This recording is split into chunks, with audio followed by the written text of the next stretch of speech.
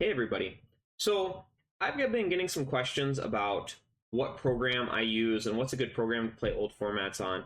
So today I just want to give a quick rundown of the program that I use, which is TCG One, and talk a little bit about the program.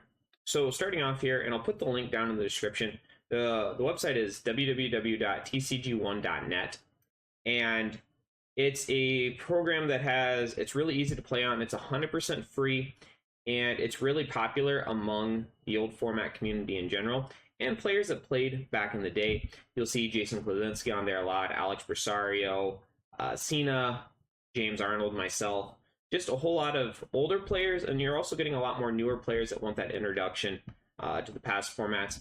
You can also play standard and expanded on it as well. This is a great alternative to PTCGOs, as this is a free program and it's pretty easy to find games on. So starting off here, we're just going to go to the home screen.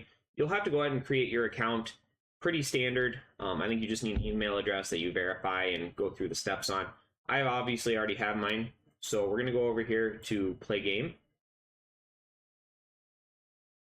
And then, as I guess what I was thinking I was going to do is I'm just going to build my Arcanine EX deck that I introduced a couple of weeks ago and said it was a good introductory deck. That way, so if you're brand new to these old formats, not only do you have a program to play on, but you also know how to build a really easy deck to play as well. So we're just going to go up here to quick play decks. So there's two different kinds. These are all of mine over here, and on the left, and then over here on the right, there is different decks that other people have built that they make public. Now, you can either have your decks be private or you can have them be public. I keep most of mine private. I guess it doesn't really matter too much here. It just kind of depends if you want everyone seeing your list or not. So let's go ahead. We're going to go click on Create Deck. And then up here in the corner, we want to go to choose the format. And so for this one, we're going to go EX Series. But we could choose 2004, 2005, just any of these different formats that we wanted to. So I went to EX Series. Go ahead, start typing in the card names. We got Growlithe. I should have set my list up so I can look off of it just in case, but I did not do that. So we're going to hope that I can remember everything. And actually, I did make a couple of little changes to the deck. Not major ones, but we'll go ahead and talk about those too. So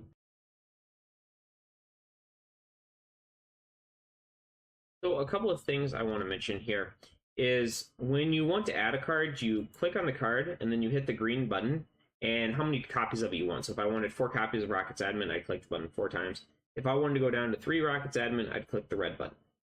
So beyond that, you can go up here to your deck name. You can edit that however you want. I just labeled it as Arcanine EX, and then I put Jay's YouTube on it. And to make it easier for everybody, I went ahead and just made the deck public.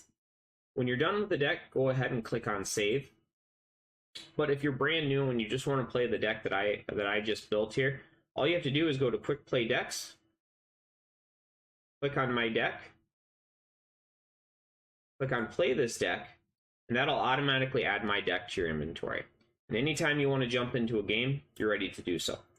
So let's go ahead, and now that we've covered the deck building portion of it, let's go ahead and just jump into a game, and I can talk a little bit more about the program and how you actually play on it.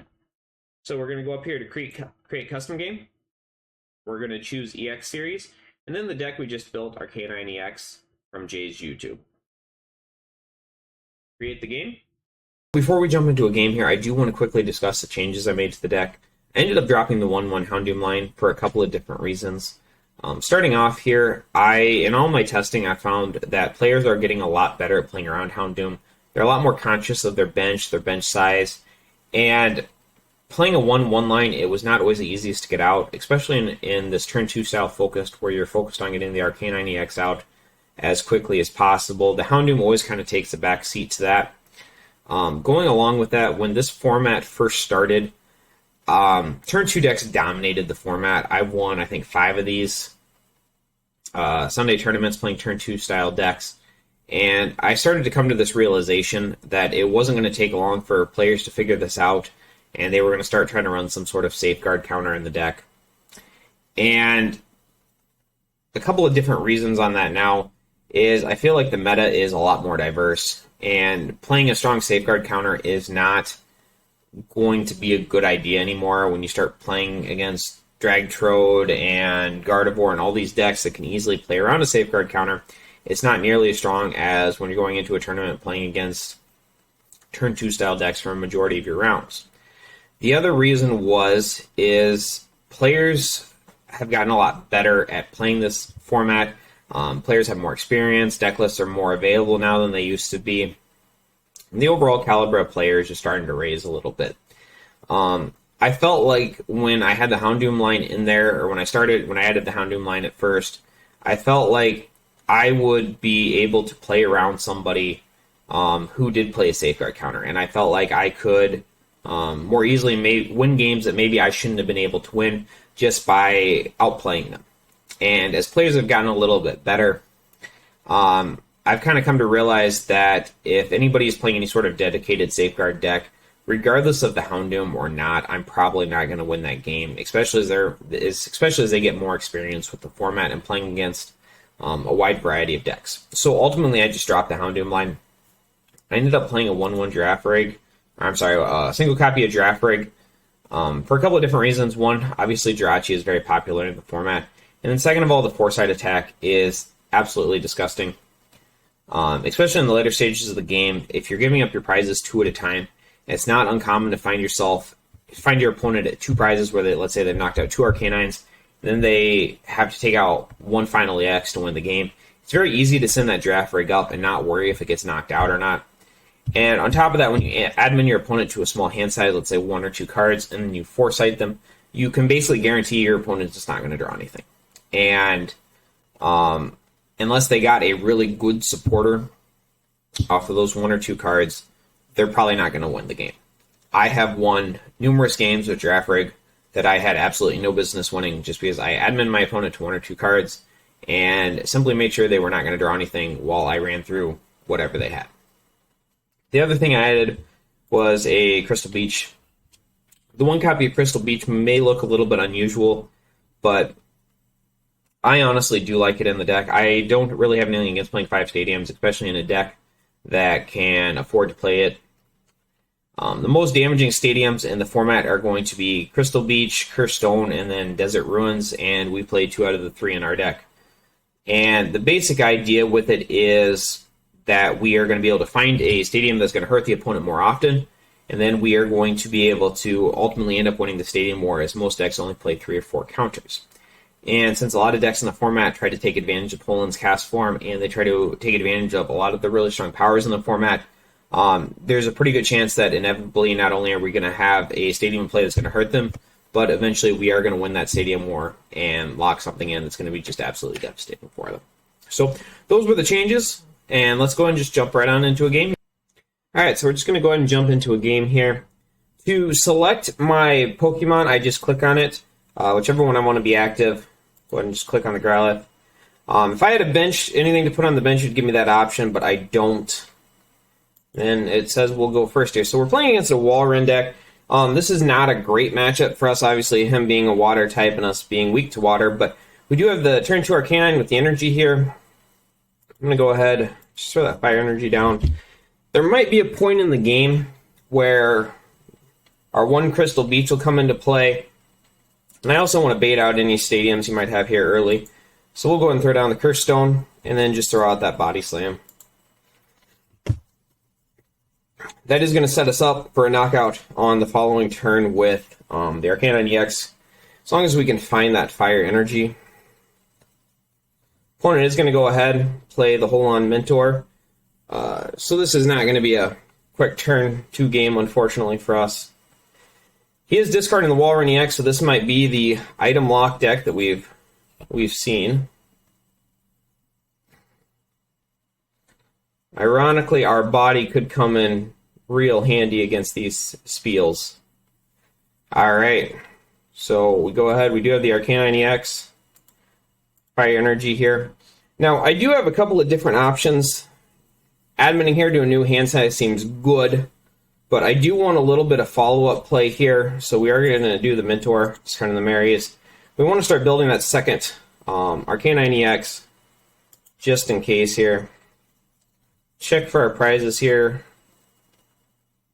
Does look like we prized the Lunatone, which is not great for us. We'll go ahead. We will get that draft rig. We want to take away his Jirachi options. He's not really showing us any sort of Pidgeot outs here, but maybe he plays a Jirachi.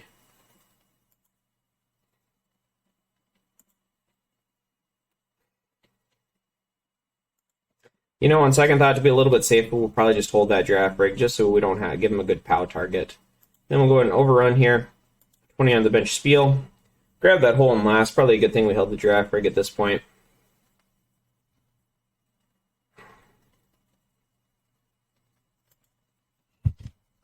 There's a hole on research. This is looking to be a pretty slow start for our opponent.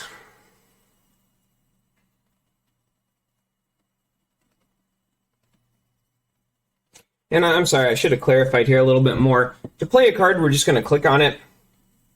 So, for example, we'll go ahead and hold on last here. We just click on the last, and then that'll ask us for our discard target. It'll show us the cards. We'll click on the energy we want to select. We'll take all three of them here. And then we don't want to admin him. He's only got 3 cards. He's not really showing us a whole lot. It looks like he did. Let's double check that. Yeah, we did get lucky. He missed on the Spiel on the Freezing Breath, so we don't have to commit the energy there. We can just commit it to that bench Growlithe. And then we are going to put 20 damage on the Spiel. That way, we're going to force him to find the evolution there. The Rayquaza EX, while can be a little bit scary for us, it should not be the end of the world. I'm more concerned about getting those Spiels out of there.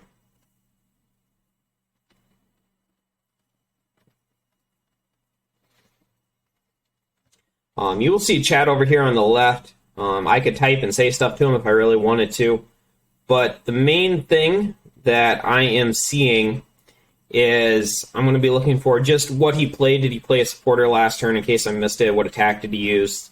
Things like that can be really, really useful. Go ahead. We'll take that ER2 flip. Get the lightning. This is the reason we didn't bench the draft rig, just because he did play that POW hand extension. So I didn't want to give him something to put that energy on that was not going to be super useful for us. We'll attach with that fire energy over here. And then we will just go ahead and overrun. Throw that 20 damage on the Spiel.